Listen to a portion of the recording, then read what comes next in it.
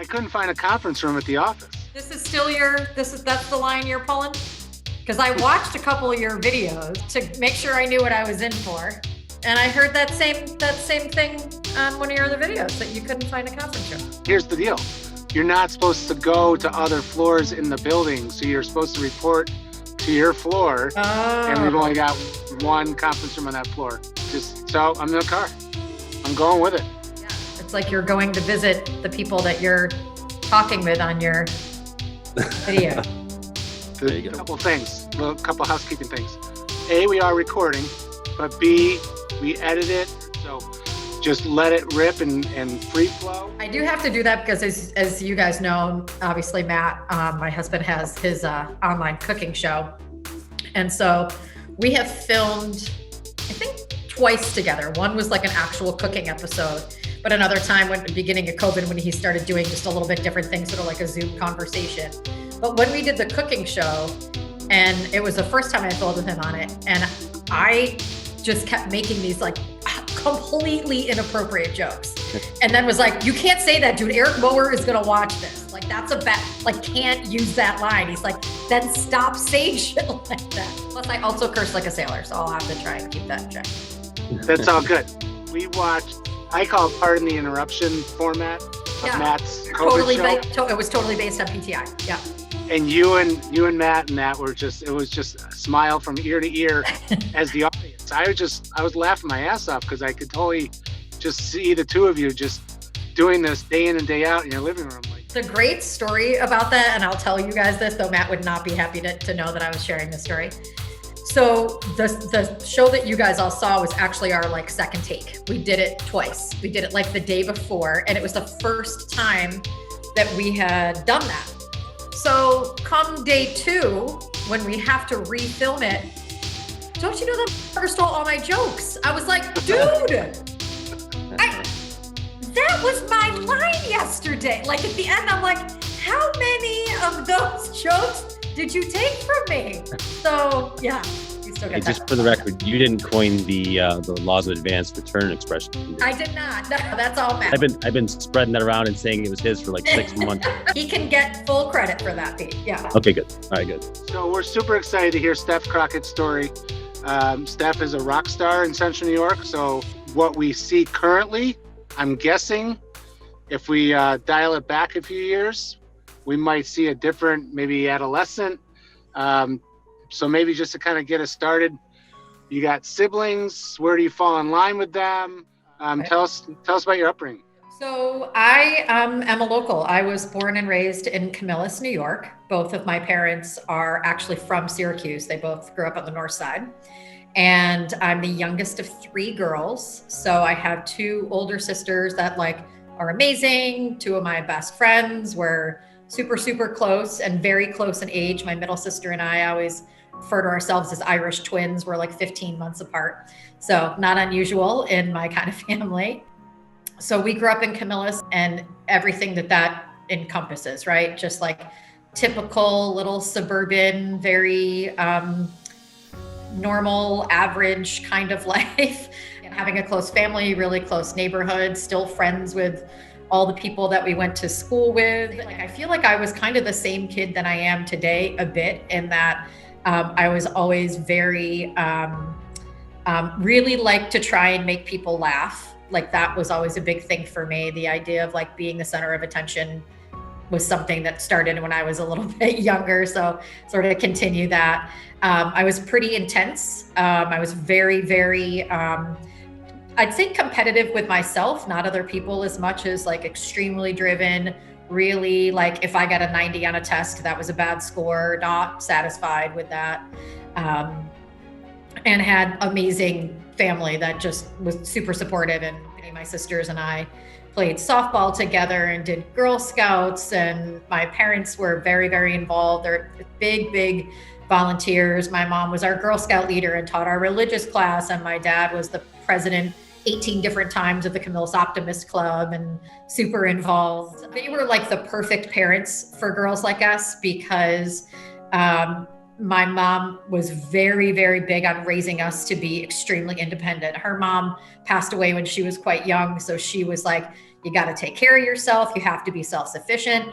And she did her job. We are very like, all three of us are kind of like forced to be reckoned with, women that are extremely independent, though we have wonderful partners in our lives, but we were always raised that way. My dad's a pretty quiet guy, sort of an engineering minded kind of a person. He was actually a realtor, but was super, super smart and just a little bit reserved. And I think for like 20 years could like barely get a word in edgewise in our house.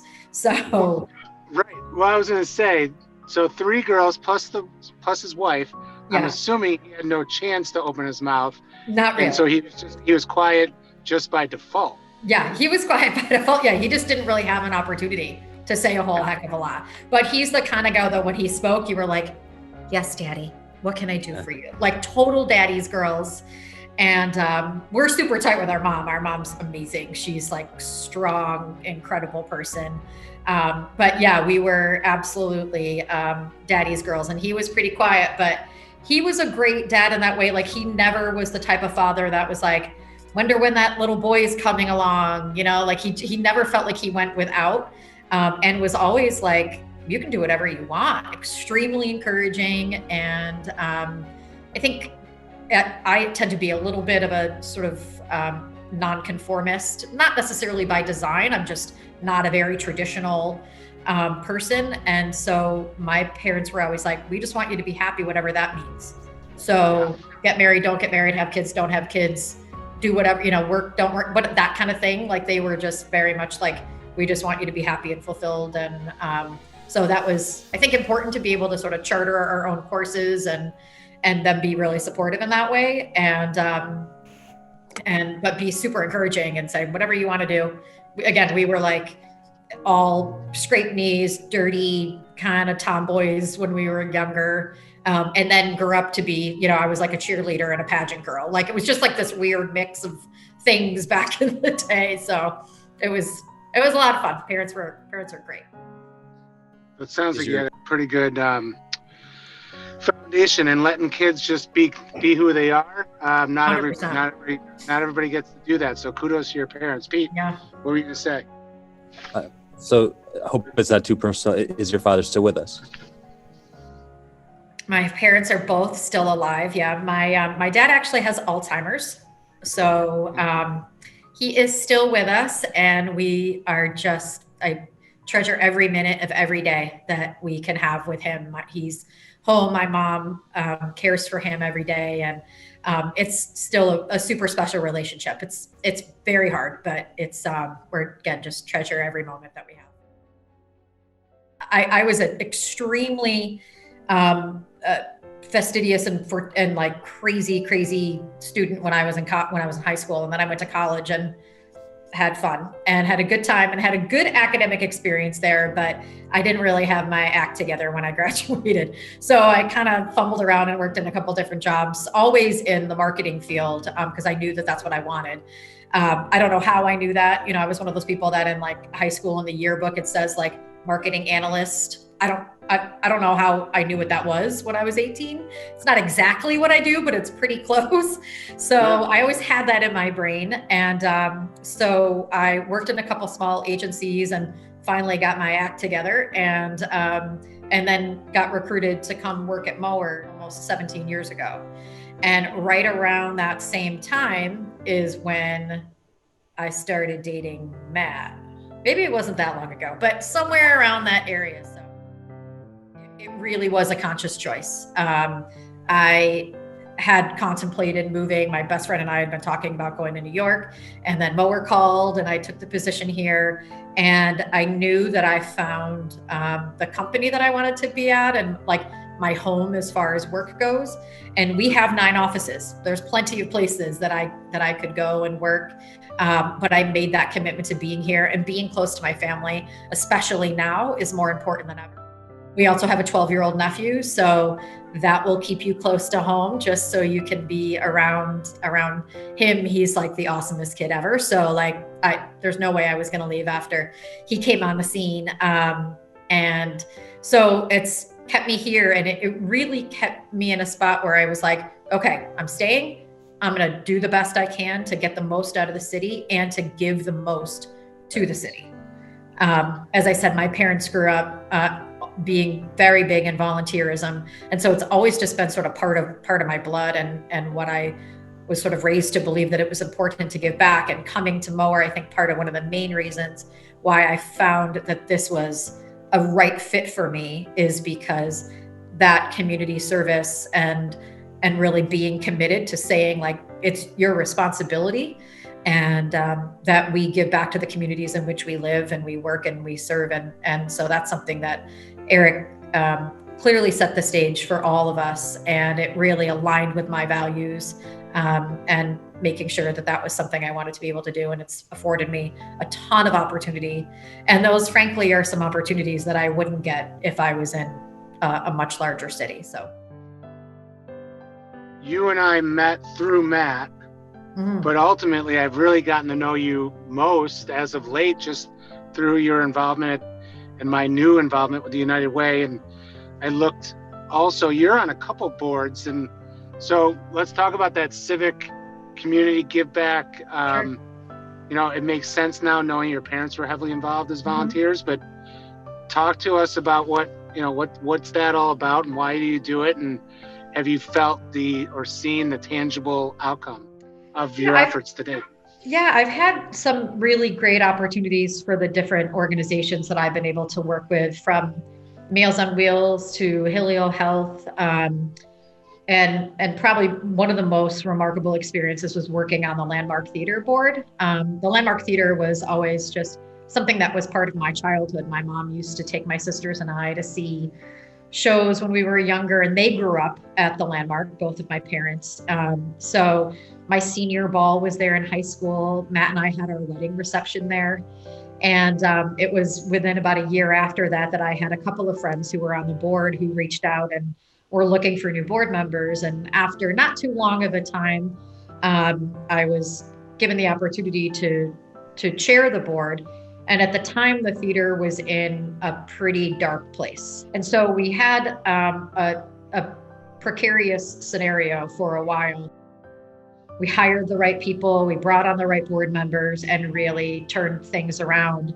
And it was a definite labor of love and was a lot of work and time, but it was wonderfully fulfilling to be able to be part of, again, being kind of the renaissance or the kind of rediscovery of what this organization was going to be about, to the point where that right around the time that I left the board, because my time was up, we were able to receive a $2 million grant from the state of New York. And that was something that was unimaginable when I first started. One of my first meetings was with like a bankruptcy attorney. I mean, it was that bad of a situation. And so to be able to be part of something like that, and when you think about just the emotional impact that the Landmark has on people, but also the economic engine. This is an organization that drives millions of dollars into the community and into downtown in particular. And so many businesses rely on it and focus on it. So that was extremely satisfying and incredible to be part of. And since that point, I'm on the Center State CEO board and Visit Syracuse, both incredibly important organizations for supporting business and supporting travel and tourism to the community. And then United Way was always that board that was sort of I held it up. I started donating to the United Way when I was working as a cashier in high school at PNC grocery store, and making $4.15 an hour or whatever it was at the time, minimum wage. And I used to donate, I think 50 cents a week or something that I could afford on my little high school, basically paper route type of paycheck. And so United Way was always kind of part of my blood back then, and becoming part of that organization and now having the incredible honor of chairing that board is really, really special. Hey, tell us about putting the U back in Syracuse. I think that is such a cool approach. Tell us how that all came together. Yeah, so thanks for asking about the Put the U Back in Syracuse. We've had so much fun working on that campaign. So Mayor Trier, who leads the downtown committee, and I are friends, and we've done a lot of work together through a variety of different things we've been involved with. We had been talking in the beginning of COVID, and at some point I reached out to her and said, we need to do something. Mower wants to help. We want to do something with you and help downtown. What can we put together? So we talked about doing some kind of what we were referring to as really a consumer confidence campaign, and how can we support our businesses and help the people of our community know that it was safe and important for them to come back downtown and come out to our businesses, large and small, and visit our folks and support them. They need it like ever before. And so we worked with the county executive's office, with City Hall, with Visit Syracuse, with CNY Arts. We had all of these different inputs, the downtown committee board, of course, to get a lot of input from those different organizations, pull together kind of in our business, which is our creative brief, brought it to our team, came back with probably a dozen or more ideas of themes and ways that we could kind of bring the campaign to life.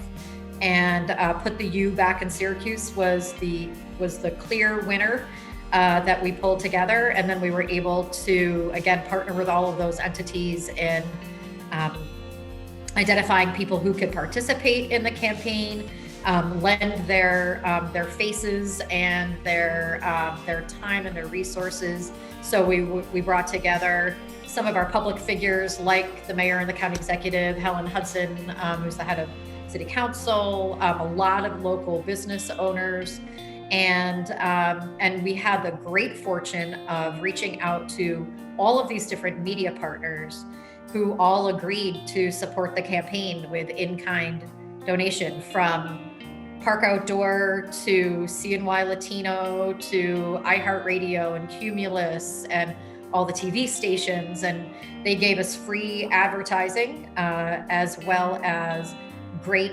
coverage. We did interviews on Bridge Street and press conferences, and we met with so many different folks. We sat down with the editorial board at Syracuse.com at Advanced Media Group, and they did an editorial piece for us. So the support was really incredible. And the support was obviously for the community, right? Like, we were just able to kind of pull something together and be a vehicle and be a collective voice. But it's such an indication of what this community is about. And we all know that at times of struggle and battle, that's when people really show their true colors.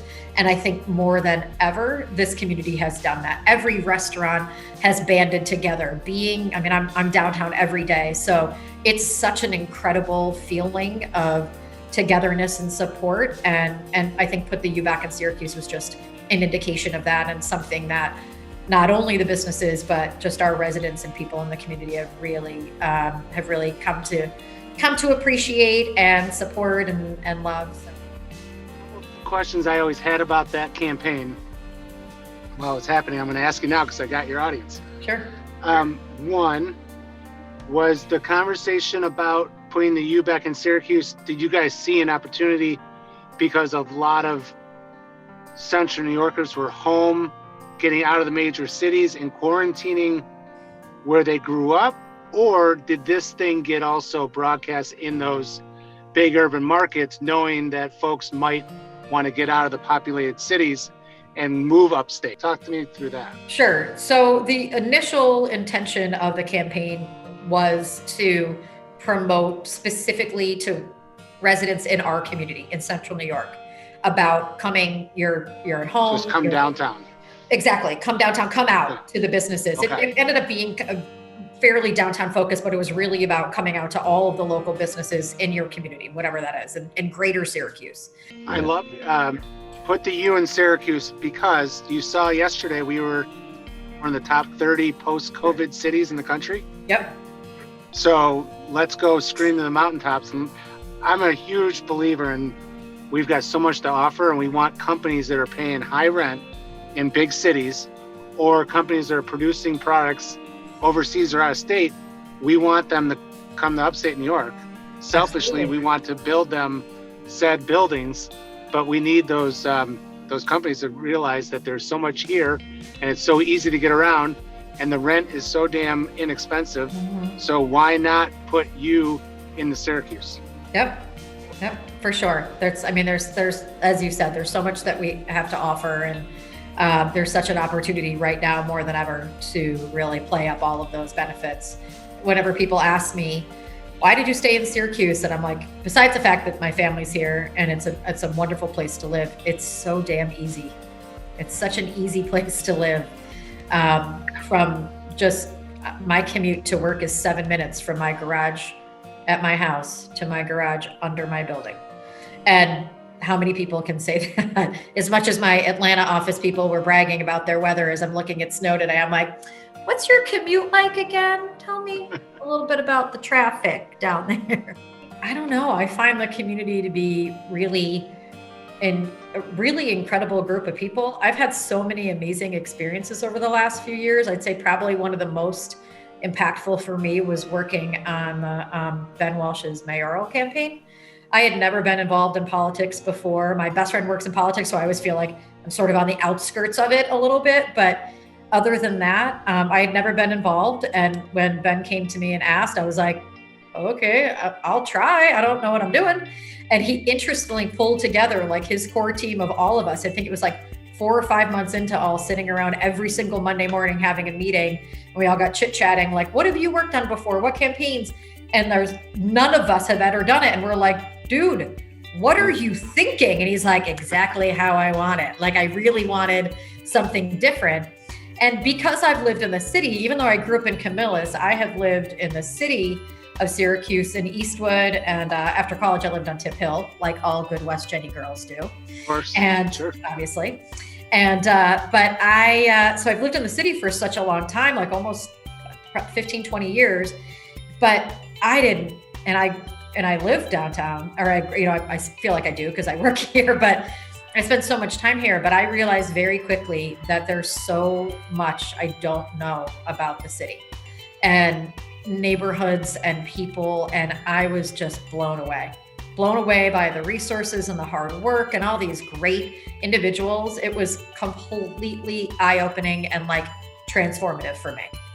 And so I think the fact that I've spent my whole life here, with the exception of being at college for 4 years, and I learn something new every day and have new experiences and new people and new things.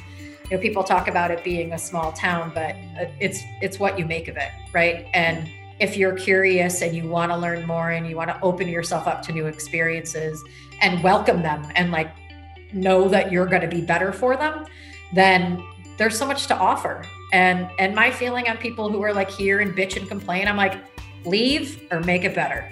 Like, that's it. Amen. Choices. Amen. Amen. Yeah. It's a side note, but I'll keep going. So the other day, I thought I've been on every street in the city at one point in my 48 years, but we went to go vote, and the line was really long in our town. So we Googled it and we went to a different precinct, and I was on a couple streets in a couple neighborhoods that I had never traveled through. Mm-hmm. And I was like, damn it, I could have lived over here. This was awesome. And I was on some back streets, mm-hmm. Just a block or two off the main road. Right. And I'm like, I've never been back here. And it was awesome. So I find that all the as time. Small as it is. Yeah. Within the city or in the suburbs, like you take me to like Clay, I'm like, I have no idea where I am. Like that's like the other end of the earth for me. But yeah, and I was like driving a couple of weeks ago from my house in Eastwood to Clay to go to a specific store out there. And I was like, look at this beautiful drive on 481. It's just gorgeous out here. Like you would think I was in another part of the country, and it's like 15 minutes from my house. I say 12 minutes away. That's right. Yeah. How much do you think you influenced Matt's creativity? He is annoyingly creative. It's really hideous. I mean, he's creative in so many ways. And so I don't know that I influence his creativity other than feeding him good jokes Jokes. for his show. I mean, that part.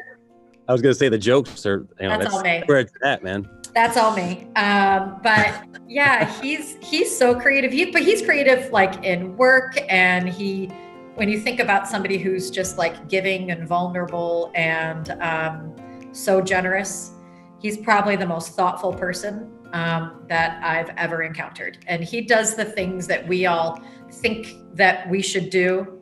There's never a moment that goes by. He never forgets to write a thank you note or acknowledge a birthday or remember to send a card when someone's loved one has passed. Like, he is on top of it all the time.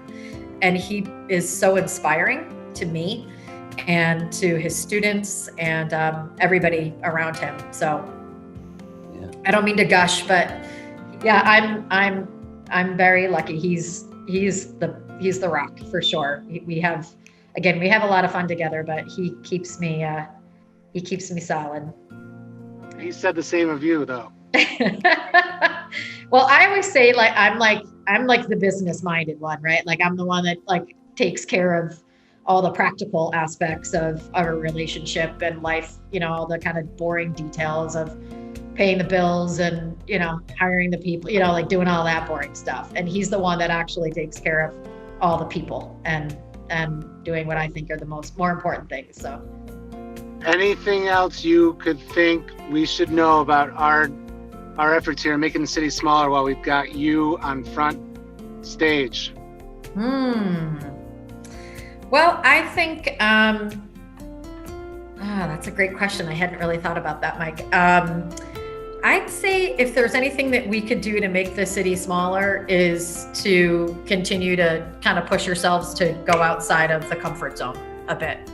Because as we were saying earlier, you think a city, but it's within the world that you're in, right? And while you have somebody like Matt that can help connect you with, his network of people, there are so many incredible people around us that I think that's where the real stories are, right? Is people that are probably a little really outside of that. So I'd say keep pushing to get outside the comfort zone and get in these kind of little niche areas, because that's, I think, again, what really makes our city super special is the differences, right? Not those people always talk about the like 6 degrees of separation and we know everybody and everyone, like that's awesome. And there's comfort with that. Like, I love that I walk into Kitty Hoynes and they're like, "What's up, Crockett?" And they pass my drink across the bar. Like, that's a good feeling. I appreciate that. But I also like being in a place in that anonymity and learning new things and seeing new people and be able to do that. And our city is, I think, what makes it smaller, is kind of getting outside of the norm and checking out new things and new people. Awesome. Well, thank you again for your... It was great to talk with you guys. Pete, it was great to meet you. Please give my best to your wife. I will. Tell her I said hello. Yeah. Thank you. Please give our best to your husband. I will. Okay. All right. Good. Awesome. Bye, guys. Thanks. A big shout out and an even bigger thank you to Steve Mitchell and the team at BME for hosting this episode of Making Cities Smaller. Thanks for watching. Be good and talk soon.